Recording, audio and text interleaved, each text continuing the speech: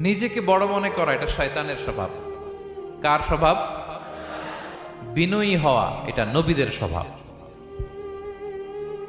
আল্লাহ তাআলা ফেরেশতাদেরকে বলেছিলেন উসজুদু লি আদম, তোমরা আদমকে সিজদা দাও।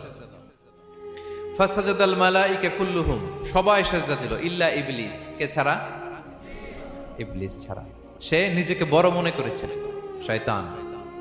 কিভাবে? সে লজিক খাটাইলো আল্লাহর সাথে। সে লজিক দিয়ে আল্লাহর বলে, আল্লাহ ক্বালা আনা খায়রুম মিনহু, আল্লাহ আমি কেন সিজদা দেব? আমি তো আদমের চেয়ে শ্রেষ্ঠ, আমি বড়।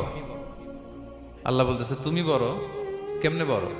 শয়তান বলে খলাকতানি মিন নার, আপনি আমারে বানাইছেন কি দিয়ে?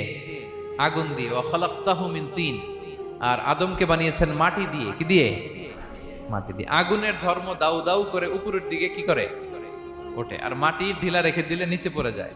তো সে যুক্তি দিয়ে বলতেছে আল্লাহ ঊর্ধ্বগামী কোন জিনিস তো নিম্নগামী কোন জিনিসের কাছে মাথা নোয়াতে পারে? যুক্তি, মনে রাখবেন, যুক্তি সব জায়গায় খাটে। যুক্তি দিল আল্লাহ আমি শ্রেষ্ঠ, তাকে বানাইছেন মাটি দিয়ে, আমারে বানাইছেন আগুন দিয়ে।